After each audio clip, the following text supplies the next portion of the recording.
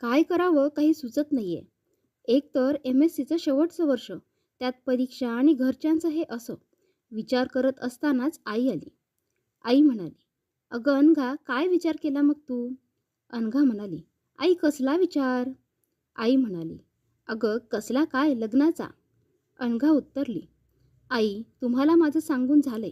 जोपर्यंत माझं MSC पूर्ण होत नाही, तोपर्यंत मी लग्नाचा विचार नाही करणार." आई, "अहो इकडे येताय का जरा?" बाबा म्हणाले, "आलो आलो, बोल काय झालं?" आई म्हणाली, "अहो बघा ना, अनघा हट्ट करून बसली, ऐकतच नाही. मी समजावून थकली. आता तुम्हीच सांगा तिला. आणि हो, ते जोशींचा फोन आलेला. ते परवा यायचं म्हणताय अनघाला बघायला. सांगा जरा हिला समजावून, मग त्यांना फोन करून कळवावं लागेल." बाबा, "मी बोलतो तिच्याशी, तू जरा शांत हो." अनघा, "हे बघ बाळा, सगळ्यांनाच कधी ना कधी लग्न करून सासरी जावंच लागतं बाळा. ही रीतच आहे दुनियेची." अनघा म्हणाली, "बाबा, मग मी कुठे नाही म्हणते. फक्त एवढंच म्हणते आहे की इतकी घाई का? मला माझं शिक्षण पूर्ण करायचं आहे. नंतर स्वतःच्या पायावर उभं राहायचं आहे. मग करेल की लग्न." बाबा म्हणाले, "अगं बाळा, हे तर लग्न झाल्यावरही तू करू शकते, त्यात काय एवढं? पण हे स्थळ खूप चांगलं आहे. परत असं स्थळ येईल की नाही माहिती नाही. मला असं वाटतं आहे तू लग्नाचा विचार करावा. बाकी तू समजदार आहेस." त्यावर आई म्हणाली, "अनघा बाळा, आता सोड हा हट्ट. मी जोशींना फोन करून कळवते की या म्हणून. तू तयारीला लाग." अनघा मनातल्या मनात बोलली, "काय करू काही कळत नाहीये. एक तर शेवटच्या वर्षाचं टेन्शन, त्यात हे लग्नाचं. मी तर अजून लग्नाचा विचार देखील केला नाहीये. बघायला आल्यावर काय विचारू हेही मला कळत नाहीये. आणि खूप काही होते असं पण मला वाटत आहे." आई, "अनघा, अगं जोशी कुटुंब परवा येताय तुला बघायला. मुलगा खूप चांगला आहे म्हणे, नोकरी करतो. एकुलता एक आहे आईवडिलांना. सुखात राहील माझी लेक तिकडे. आणि अनघा, तू जे विचारायचं ते विचारून घे बाळा त्यांना. काही टेन्शन घ्यायचं नाही, आम्ही आहोत ना." असं म्हणत अनघाच्या आईवडिलांनी अतिशय घाईने अनघाला समजावून स्थळ बोलावलं. पण त्यात अनघा आतून घाबरलेली, अस्वस्थ, कारण लग्नाचा विचार अजून केलाच नसताना हे स्थळ येत असल्यामुळे तिला काही सुचेनासे झाले. घरात तयारी सुरू झाली. पाहुणे येणार म्हणून मी आपले विचारतच की आता काय होईल माझं पुढे?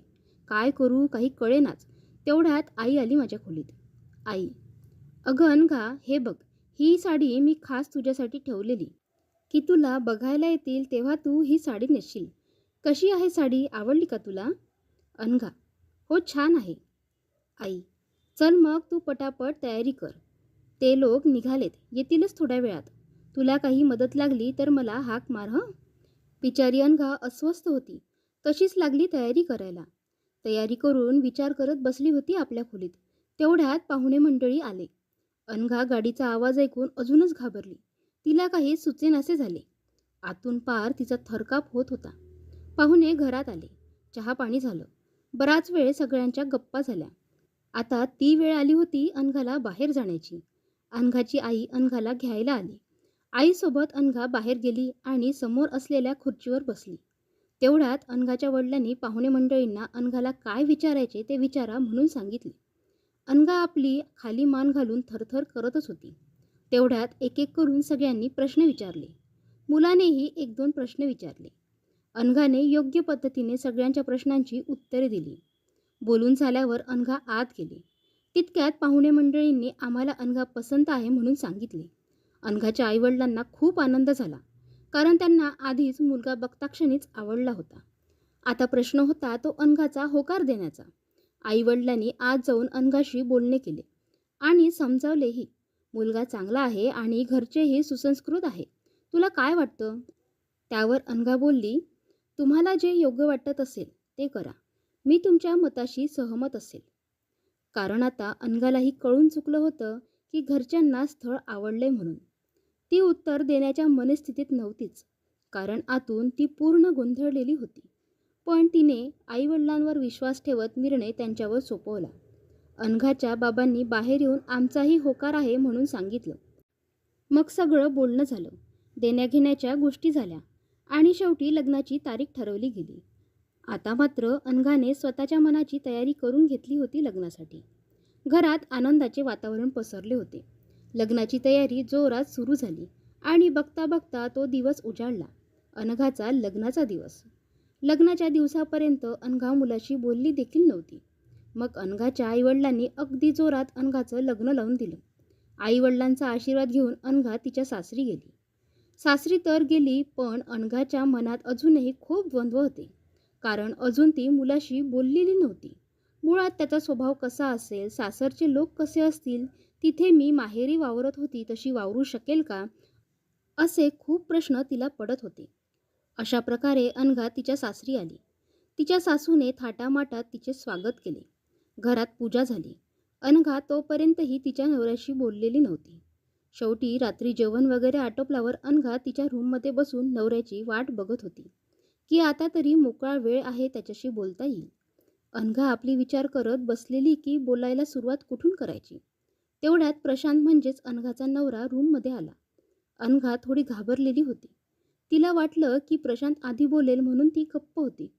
तिने विचार केलेला की प्रशांतला शिक्षणाबद्दल बोलावं म्हणून, पण तो काही बोलेनाच. तो बाथरूममधून निघाला आणि काही न बोलता अंथरूण घेऊन बाहेर झोपायला निघून गेला. अनघाला थोडं वेगळं वाटलं. तिला प्रश्न पडला की प्रशांतने असं का केलं असेल. पण ती त्या दिवशी इतकी दमली होती की तिला गाढ झोप लागली.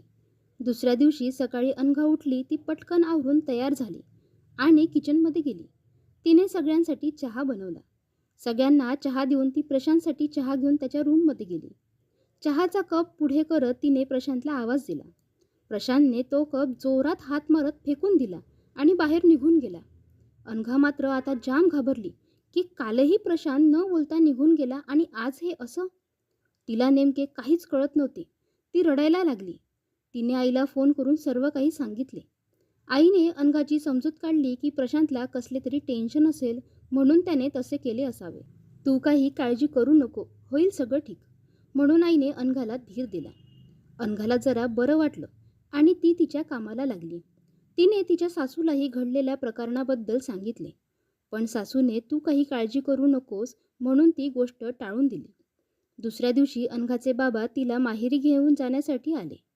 अनघा खुश होती कारण माहेरी जाणार होती. अनघाने बाबांसाठी चहा टाकला. सगळ्यांनी चहा घेत गप्पा केल्या. मग अनघाने सासू सासऱ्यांच्या पाया पडून नमस्कार केला आणि तिच्या रूममध्ये जाऊन प्रशांतला सांगितलं की मी माहेरी जाते. त्यावर प्रशांत काही बोलला नाही, फक्त बघत होता तिच्याकडे. अनघाच्या डोळ्यात पाणी आलं, कारण प्रशांतचं हे असं वागणं तिला आतून काट्यासारखं टोचत होतं. पण बाबांना नको कळायला म्हणून तिने अश्रूंना आवर दिला आणि बाहेर आली. घरातून बाहेर निघताना तिचं लक्ष सारखे तिच्या रूमकडे जात होते. जणू तिची नजर प्रशांतला शोधत होती. बाबांसोबत ती माहेरी आली. आईला घट्ट मिठी मारून तिला रडायला आलं. आईशी गप्पा मारून जरा कुठे तिला बरं वाटलं. ती प्रशांतच्या फोनची वाट बघत होती की कधी त्याचा फोन येईल आणि ती बोलेल.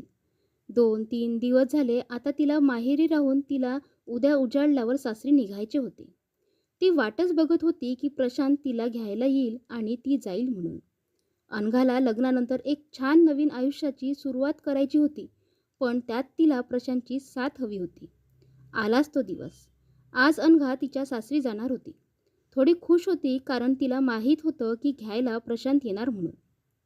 अनघा मस्त तयार झाली आणि वाट बघू लागली. तेवढ्यात गाडीचा हॉर्न वाजला. तिला आनंद झाला की आले प्रशांत म्हणून. बाहेर जाऊन बघते तर प्रशांत नसून अनघाचे सासू सासरे आले तिला न्यायला. अनघा हिरमुसली. अनघाच्या आईवडिलांनी विचारले देखील की जावई बापू नाही आले अनघाला घ्यायला. तर अनघाची सासू म्हणाली की प्रशांतला जरा ताप आलाय, तो आराम करतोय घरी, तो येत होता, आम्हीच नाही म्हणालो. अनघाचे आईवडील म्हणाले बरं केलं, जावई बापू नाही आले, त्यांचा आराम तरी होईल. अनघा बाहेर आली आणि सासू सासऱ्यांच्या पाया पडली. थोड्या वेळात ते जाण्यास निघाले. गाडीत अनघा अगदी गप्प होती. तिला हा प्रश्न सतावत होता की प्रशांत का नाही आले, काय झालं असेल त्यांना, असं का वागताय. तिला काही कळेनाच. विचार करता करता घर कुठे आले तिला कळालेही नाही. घरी येऊन अनघा तिच्या रूममध्ये गेली. प्रशांत नव्हता तिथे. ती फ्रेश होऊन जरा वेळ आराम करत होती की बाहेर जोरात कसला तरी आवाज आला. अनघा दचकून जागी झाली आणि बाहेर धावत सुटली. बाहेर हॉलमध्ये जो फिश टँक होता तो प्रशांतने तोडला होता. अनघा हे सर्व बघून आश्चर्यचकित झाली. ती प्रशांतला आवरायला गेली असता प्रशांतने तिला देखील दूर धक्का मारला. अनघा भिंतीवर जाऊन आपटली. तिला डोक्यावर मार लागला. अनघाची सासू पळतच आली आणि अनघाला उठवून तिच्या रूममध्ये घेऊन गेली. अनघा खूप रडत होती. तिने सासूला परत विचारले की प्रशांत असे का वागत आहेत, काय झालंय? मी या घरात आली तर त्यांना आवडलं नाहीये का? का ते असे वागत आहे? सासू अनघाला बोलली, तू आधी शांत हो बघू आणि त्याचं इतकं मनावर घेऊ नकोस. थोड्या चिडक्या स्वभावाचा आहे तो आणि ते आत्ताचंच नाही आहे, तो नेहमी असाच करतो. तू काळजी नको करूस. तू आराम कर, मी बघते त्याला जाऊन. सासू दार बंद करून बाहेर गेली. प्रशांतला सोफ्यावर बसवून त्याला एक गोळी दिली आणि पाणी दिलं. अनघाने दाराजवळ येऊन सर्व काही बघितले की आईंनी प्रशांतला कसली तरी गोळी दिली असेल. काय झालं प्रशांतला? अनघा परत तिच्या रूममध्ये जाऊन बसली. आता तर तिच्या मनात खूप वेगवेगळे प्रश्न येत होते. ती खूप घाबरली होती. प्रशांत अजून माझ्याशी काही बोलला का नाहीये? तो असा राग राग का करतोय? शेवटी तिने विचार केला की आज रात्री सगळे झोपले की मी याचा शोध घेणार. काही ना काहीतरी नक्कीच कळेल. तिला ते गोळ्यांचं पॅकेट बघायचं होतं. कसल्या होत्या त्या गोळ्या? अनघा खूप बेचैन झाली होती. रात्री सगळे झोपण्याची वाट बघत होती. सगळे झोपल्यावर अनघा हळूच आवाज न करता हॉलमध्ये आली. तिला ते गोळ्यांचं पॅकेट शोधायचे होते. तिने हॉलमध्ये सगळीकडे शोधले पण तिला मात्र ते सापडले नाही. ती शोधत असतानाच तिचा धक्का हॉलमध्ये असलेल्या फ्लॉवर पॉटला लागला आणि तो खाली पडला. प्रशांत हॉलमध्येच झोपला होता. तो आवाज ऐकून जागा झाला तोच अनघा रूममध्ये पळाली आणि दार बंद करून झोपली. थोड्या वेळाने प्रशांत देखील झोपी गेला. दुसऱ्या दिवशी अनघा उठली, आवरून कामाला लागली. तिला काहीच सुचत नव्हते काय करावे ते. प्रशांत आपला गप्प टीव्ही बघत बसला होता. सासू तिला मदत करत होती स्वयंपाकात. सासरे पेपर वाचत बसले होते. दुपारी जेवण झाल्यावर अनघा रूममध्ये जाऊन आराम करत होती आणि रडत बसलेली की नवीनच लग्न झालं आहे पण काहीच सुख नाहीये. वाटतच नाहीये की लग्न झालं आहे असं. नवरा असून नसल्यासारखा वागतोय. त्यात सासू सासरे काही सांगत नाहीये. तिला खूप त्रास होत होता. पण तिने मनाशी निर्धार केलेला की जोपर्यंत मला सगळं काही कळत नाही तोपर्यंत आईवडिलांना काही सांगायचं नाही. पण आतून मात्र ती पूर्णपणे तुटत चाललेली होती. तिची सगळी स्वप्न तिला मातीमोल होताना दिसत होती. त्यात शेवटच्या वर्षाची परीक्षा कशी द्यायची हेही तिला कळत नव्हते. तेवढ्यात अनघाला केतकीचा फोन आला. केतकी म्हणजे अनघाची जिवलग मैत्रीण. अनघाला तिचा राग आलेला कारण केतकी लग्नाला आली नव्हती. केतकीने फोनवर अनघाची माफी मागितली. अनघाच्या लग्नाच्या दिवशी केतकीच्या बाबांची बायपास सर्जरी झालेली म्हणून केतकी इच्छा असूनही लग्नाला जाऊ शकली नाही. हे ऐकून अनघाला वाईट वाटलं. अनघाने केतकीला बाबांची विचारपूस केली. दोघींच्या छान गप्पा रमल्या. तसं तर केतकी ही डॉक्टर होती. तिचा स्वतंत्र दवाखाना होता. केतकीने अनघाला लग्नानंतर कसं चाललंय असं मजेत विचारलं. तोच अनघा रडू लागली आणि घडलेलं सर्व काही तिने केतकीला सांगितलं. तिने जे काही सांगितलं ते ऐकून केतकी अक्षरशः अवाक झाली. किती वेळ तर फोनवर बोललीच नाही. अनघा तिला सारखी आवाज देत होती, केतकी काय झालं म्हणून. पण केतकी मात्र ते सर्व काही ऐकून निशब्द झालेली. जणू काही अनघापेक्षाही मोठा धक्का केतकीला बसला आणि केतकीने एकाएकी फोन ठेवला. केतकीने फोन ठेवताच अनघाला वाटलं केतकीला काही काम आलं असेल म्हणून तिने कट केला असेल फोन. पण इकडे केतकी मात्र वेगळ्याच विचारात होती. तिच्या पायाखालची जमीनच जणू सरकली होती. इकडे अनघा आवरून बाहेर आली. सगळ्यांसाठी चहा टाकला. रात्रीच्या जेवणाची तयारी सुरू झाली. अनघा शांत होती. तिचे तिचे काम करत होती. सगळ्यांची जेवणं आटोपली. अनघा तिच्या रूममध्ये जाऊन झोपायच्या तयारीत होती. तिने दार लोटून दिवे बंद केले आणि तिच्या पलंगावर झोपली. तोच दार उघडण्याचा आवाज आला. अनघा दाराकडे बघू लागली. बघते तर काय, प्रशांत आत आला होता आणि आत येऊन तो तिच्या बाजूला येऊन झोपला. ती जरा घाबरलीच, पण प्रशांत तिकडे तोंड करून झोपला होता. अनघाने हळूच पांघरून प्रशांतच्या अंगावर टाकले. प्रशांत झोपी गेला. आज अनघाला मात्र थोडा आनंद झाला. कारण काही का असेना पण प्रशांत मात्र आज तिच्यासोबत होता. तिला खूप बरं वाटलं आणि थोड्या वेळानं तीही झोपी गेली. सकाळी उठून बघते तर प्रशांत रूममध्ये नव्हता. अनघा आवरतच होती की तिला केतकीचा फोन आला. अनघाने फोन उचलला. केतकी म्हणाली, अनघा मला तुला भेटायचं आहे. तुला जमेल का माझ्या घरी आज दुपारी यायला? प्लीज नाही म्हणू नको. अनघाने होकार दिला आणि केतकीने फोन ठेवला. अनघा खूप दिवसांनी केतकीला भेटणार होती म्हणून जरा आनंदी होती. तिने पटकन आवरून नाश्ता बनवला. जेवणाची तयारी केली आणि सासूला विचारले की माझ्या मैत्रिणीने आज घरी बोलावले आहे, जाऊ का? सासू म्हणाली, ठीक आहे, तू जा. स्वयंपाकाचं मी बघून घेईल. अनघा केतकीकडे जाण्यास निघाली. वाटेत थांबून तिने केतकीसाठी मिठाईचा बॉक्स घेतला आणि मग निघाली. केतकी तिची वाट पाहतच होती. अनघा केतकीकडे पोहोचली.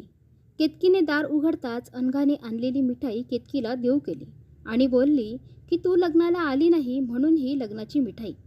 अनघा केतकीला बोलली, आज तू दवाखान्यात नाही गेली का?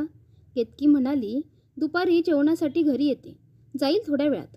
पण तुला मला महत्त्वाचे काहीतरी बोलायचं आहे. तू चल माझ्या रूममध्ये. अनघा म्हणाली, हो जाऊ, पण आधी मला बाबांना भेटू दे. म्हणत ती बाबांना भेटली. त्यांच्याशी गप्पा केल्या. केतकीचा जीव वर खाली होत होता. कारण जे केतकी अनघाला सांगणार होती ते अनघा पचवू शकेल की नाही याची तिला भीती वाटत होती.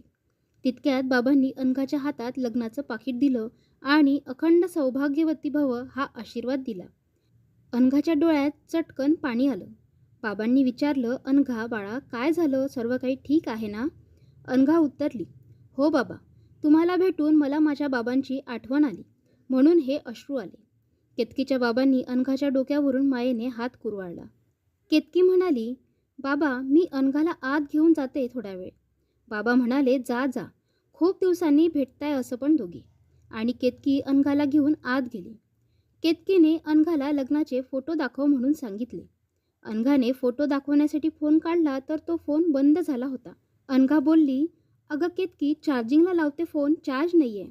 तोपर्यंत तू बोल ना, तुला मला काहीतरी सांगायचं होतं ना? केतकी म्हणाली, मी ते नंतर सांगेल, आधी मला तुझे फोटो बघू दे. अनघा बोलली, अगं चार्ज होतोय, थांब की, मग दाखवते. तू सांग ना, काय सांगणार होती? केतकी म्हणाली, नाही, मी जे सांगणार आहे ते तुझ्या फोटोंशी निगडीत आहे म्हणून मला आधी फोटो बघणे गरजेचे आहे. अनघाला हसू आले. केतकी काय बोलत होती तिला काहीच कळत नव्हते, पण केतकी वेगळ्या विचारात होती. तिला अनघाच्या लग्नाचे फोटो बघणे अत्यंत गरजेचे झाले होते.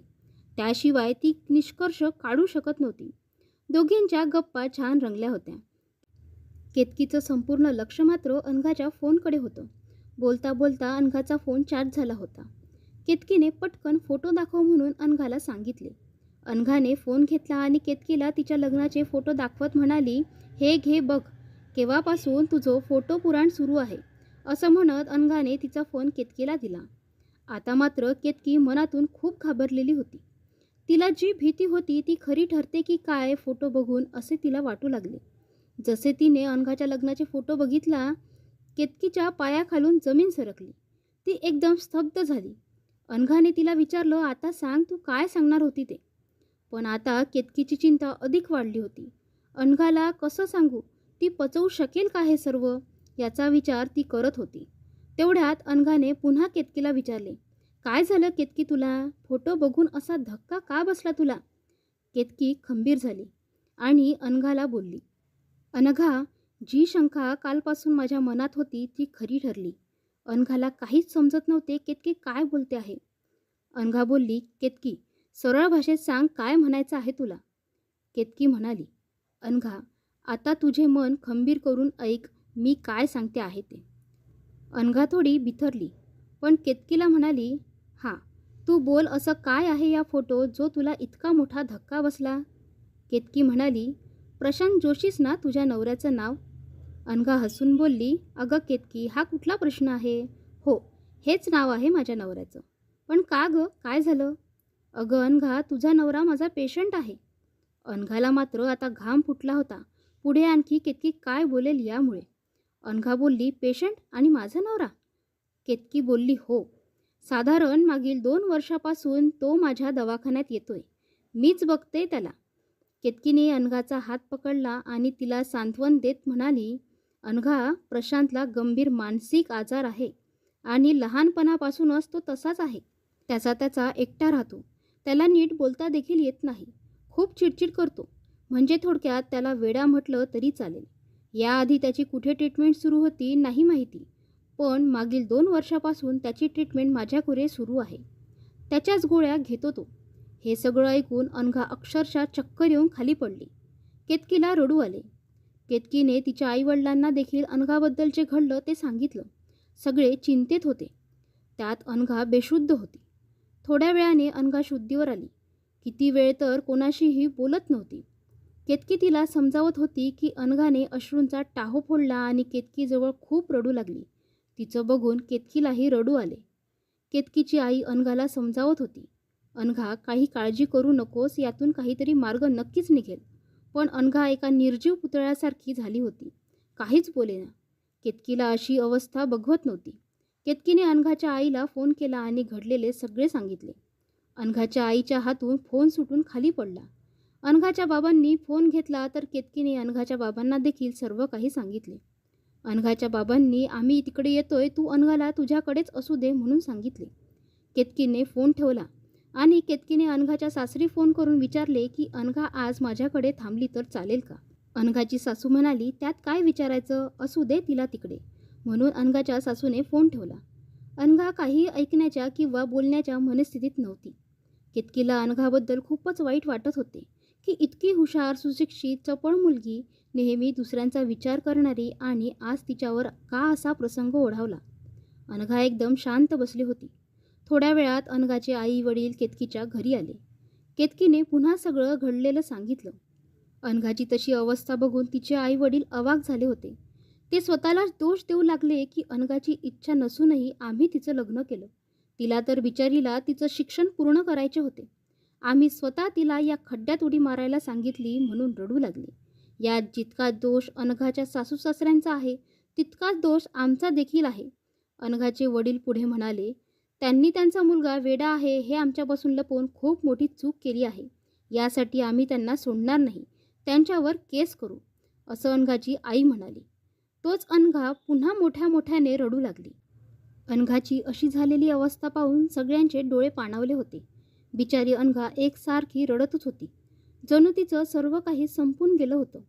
अनघाचे वडील उठले आणि म्हणाले, आत्ताच्या आत्ता चला आपण त्यांना जाब विचारू की का ते असे वागले. अनघाचे आई वडील केतकी अनघाला घेऊन निघाले तिच्या घरी जायला. ती तर बोलायच्या मनस्थितीत देखील नव्हती. ते तिच्या सासरी गेले. दार तिच्या सासूनेच उघडले. अनघाची सासू केतकीला बघून अवाक झाली की केतकी यांच्यासोबत कशी काय. सगळेजण आत आले. अनघाची सासू म्हणाली, या ना, बसा. अनघाचे आई वडील अत्यंत रोषात होते. त्यांनी अनघाच्या सासऱ्यांना बाहेर बोलवा म्हणून सांगितले. अनघाचे सासरेही बाहेर आले. आता मात्र अनघाचे वडील खूप चिडले होते आणि तिच्या सासू सासऱ्यांना म्हणाले, तुम्ही तुमचा मुलगा वेडा आहे हे आमच्यापासून का लपवून ठेवले. अनघाच्या सासू सासऱ्यांचा चेहरा त्यावेळेस बघण्यासारखा होता. दोघांनी खाली मान टाकलेली. अनघा आपली स्तब्ध उभी होती. त्यांच्यात खूप बाचाबाची झाली. अनघाच्या वडिलांनी मी तुमच्यावर केस करतोय म्हणून सांगितले. तोच अनघाची सासू अनघाजवळ गेली आणि तिची माफी मागू लागली. पण ती बिचारी काहीच बोलण्याच्या मनस्थितीत नव्हतीच. अनघाची सासू म्हणाली, आमचं खरंच चुकलं. आम्ही ही गोष्ट लपवली, पण तुम्ही केस करू नका. आपण आपापसात सोडवू ना हा प्रश्न. अनघाची आई तिच्या सासूला बोलली, तुम्ही सुद्धा एक आई आहात. तुम्हाला असं करताना लाज नाही का वाटली. एका मुलीचं जीवन तुमच्या मुलामुळे तुम्ही चक्क उद्ध्वस्त करून टाकलं. तुम्हाला मुलगी असती ना तर कळालं असतं तुम्हाला की किती त्रास होत होते. आणि केतकी जी प्रशांतची डॉक्टर होती तिनेही अनघाच्या सासू सासऱ्यांना मी अनघाची मैत्रीण आहे म्हणून ओळख करून दिली. आणि आज अनघा माझ्याकडेच आली होती. ती तर बिचारी अज्ञान होती या गोष्टीला घेऊन. जेव्हा तिने तिचा लग्नाचा फोटो मला दाखवला तेव्हा सगळं उघडकीस आलं, असे केतकी अनघाच्या सासूला म्हणाली. आणि एक मैत्रिणीच्या नात्याने सांगते, तुम्ही खूप चुकीचं वागले आहात. याची शिक्षा ही तुम्हाला मिळायलाच हवी, असे बोलून सगळे अनघाला घेऊन तिथून निघून गेले. शेवटी व्हायचं तेच झालं. अनघाच्या सासू सासरे यांच्यावर अनघाच्या आईवडिलांनी केस केली. केसचा निकाल लागेपर्यंत 7-8 महिने उलटून गेले. निकाल अनघाच्या बाजूने लागला. जेवढं लग्नात यांनी दिलं होतं ते सगळं त्यांना परत मिळालं. दोघांचा घटस्फोट झाला. अनघाच्या सासू सासऱ्यांना 6 महिन्याची कारागृहाची शिक्षा झाली आणि प्रशांतला मानसिक वॉर्डमध्ये शिफ्ट करण्यात आलं. पण या सगळ्यात अनघाचं कुठे चुकलं. काय दोष होता तिचा म्हणून तिच्यासोबत हे असं घडलं. तिची खूप स्वप्ने होती. तिला स्वतःच्या पायावर उभं राहायचं होतं. एका चांगल्या घरातून सुशिक्षित असलेली एक मुलगी तिच्यासोबत असं काही घडणार होतं याची जरा देखील कल्पना बिचारीला नव्हती. आणि लग्नाची इच्छा नसताना आईवडिलांमुळे तिने लग्न केलं होते. हे चुकलं होतं का तिचं? जे व्हायचं ते झालंच. पण अनघाच्या मागे एक घटस्फोटाचा शिक्का लागला ना. आज देखील आपल्या समाजात अनेक अनघा आणि प्रशांत असतील. लग्न म्हणजे खेळ नसतो. ते एक पवित्र नातं असतं, निर्मळ नातं असतं. त्यात अशा गोष्टी लपवून कशा चालतील? मैत्रिणींनो, आजची ही कथा तुम्हाला आवडली असल्यास कृपया लाईक करा, शेअर करा आणि चॅनलवर नवीन असाल तर अशाच छान छान कथा ऐकण्यासाठी चॅनलला नक्की सबस्क्राईब करा. धन्यवाद.